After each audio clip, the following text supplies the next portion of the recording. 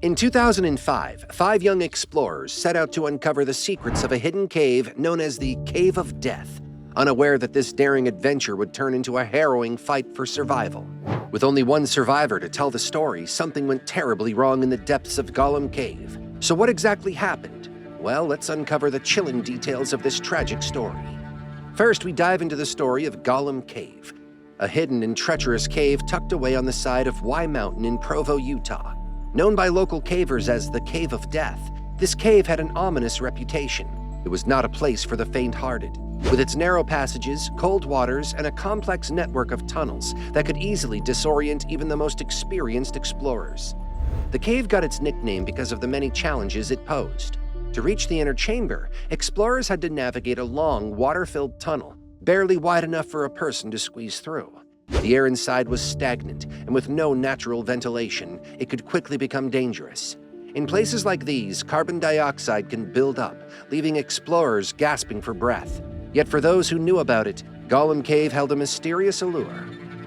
Stories circulated among the local students of nearby BYU, tales of a hidden cavern that only the bravest would dare to enter. Despite its dangers, Gollum Cave tempted many with its secrets, beckoning adventurers with the promise of discovery.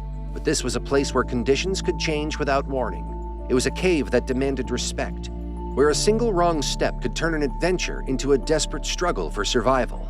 In the summer of 2005, this cave became the setting for a tragedy that shocked the community, a story of a group of friends whose curiosity led them into its depths, with only one returning to tell the tale.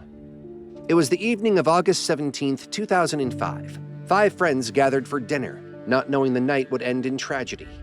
Among them was Jennifer Gilbreth, an adventurous spirit with a story that had everyone's attention. She had been inside the cave once before, and the experience had left her chilled to the bone, quite literally. She'd barely made it out that time, hypothermic and shaken, but there was something about that cave that still called to her. Jennifer's story sparked excitement among her friends: Blake Donner, Scott McDonald, Ariel Singer, and Joseph Ferguson. Jennifer convinced them that the cave's inner chamber was worth the risk. She knew the way, she assured them, and all they needed to do was swim a short distance through an underwater tunnel to reach a hidden room on the other side. It would be an adventure, a test of their courage. Despite some initial doubts, Blake, Scott, and Ariel agreed to go with her. Joseph, however, felt uneasy about the whole idea. He decided to stay behind and wait for their return, sensing that something about this trip didn't sit right with him. As they made their way to the cave in the dark of early morning, excitement buzzed through the group. Armed with a single flashlight and their determination, they arrived at the cave entrance, a place known for its narrow passageways in knee-deep water. They had no idea what lay ahead in the darkness, nor the challenges that awaited them. It was almost 4:30 in the morning, and the world around them was pitch black. The only source of light was their single flashlight, casting long shadows across the wet rocks. They huddled together, discussing their plan one final time. Jennifer, having led the way, went first. She knew the cave better than the others and felt responsible for showing them the way to the hidden chamber. The entrance was cold and unwelcoming. The first step required them to lower themselves into a narrow water-filled hole. The tunnel was just 2 feet wide and 4 feet high, leaving little room for movement. As Jennifer slipped into the icy water, the others watched closely. Her head disappeared beneath the surface, and after a few moments, the group saw small ripples, a sign she was moving through the tunnel.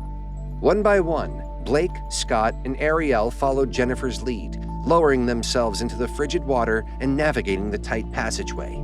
They held onto a rope attached inside the tunnel, meant to guide them through the dark and keep them from drifting off course. The cold water bit at their skin and the walls closed in around them. The rope was their only lifeline, their only way to feel any sense of direction. Inside the cave was darker than they could have imagined. The tunnel twisted and turned, and any sense of direction quickly vanished. For some, it became harder to breathe. The water clouded with sediment stirred by their movement, making visibility almost impossible. Still, they pushed forward, relying on Jennifer's guidance and their grip on the rope. Finally, they emerged into the inner chamber, a small room that offered a brief sense of relief. They could stand, and there was just enough airspace above the water for them to breathe. But the sense of safety was short-lived. The air felt heavy, and each breath seemed harder to take. The air inside wasn't what they expected. Something was wrong. What unfolded next would be a desperate attempt for survival, a struggle that would leave its mark forever. Inside the cramped inner chamber, it didn't take long for the group to realize they were in trouble. The air was thick, and every breath felt heavy and strained. Their excitement had quickly turned into an uneasy awareness that something was very wrong.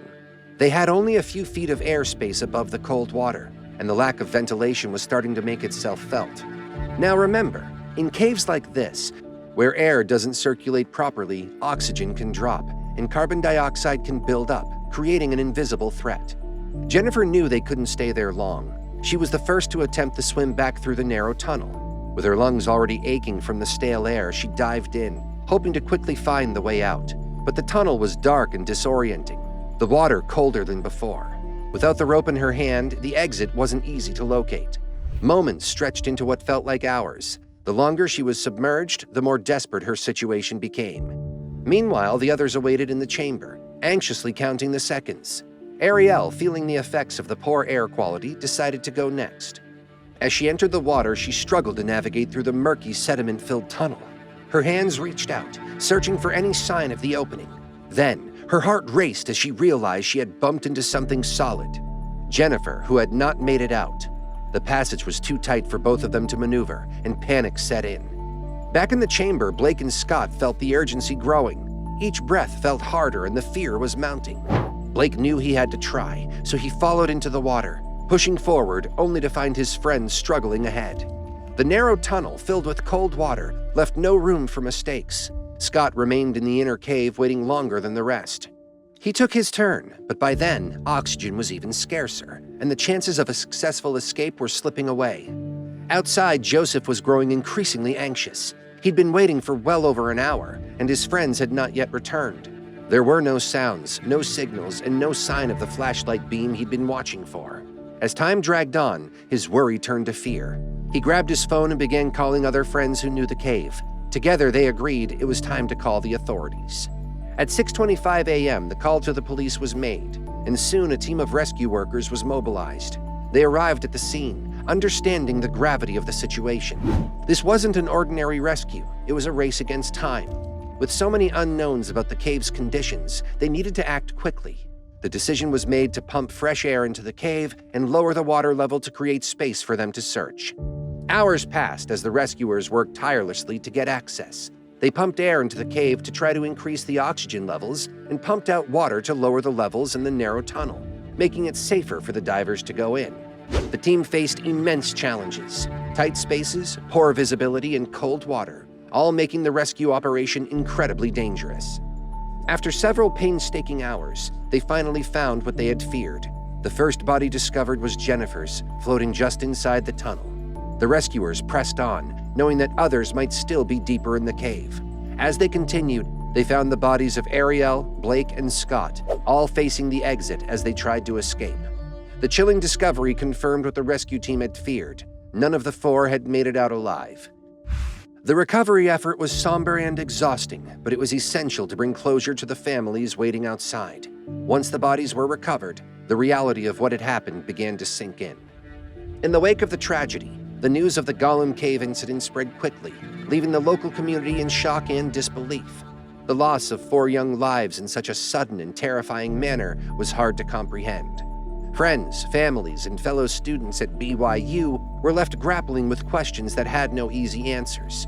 How could an adventure turn so devastating so fast? Anyway, the local authorities took swift action. They decided to seal the cave immediately. Concrete was poured into the entrance, ensuring no one would enter those deadly depths again. It was a necessary move to prevent any future incidents, and to ensure that no more lives would be lost to the cave's hidden dangers. The seal, by the way, stands today. Now as we wrap up, I'm curious, would you have dared to enter the depths of Gollum Cave, knowing what awaited inside?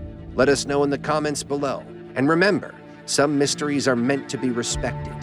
Don't forget to leave a like, subscribe, and turn on the notification bell.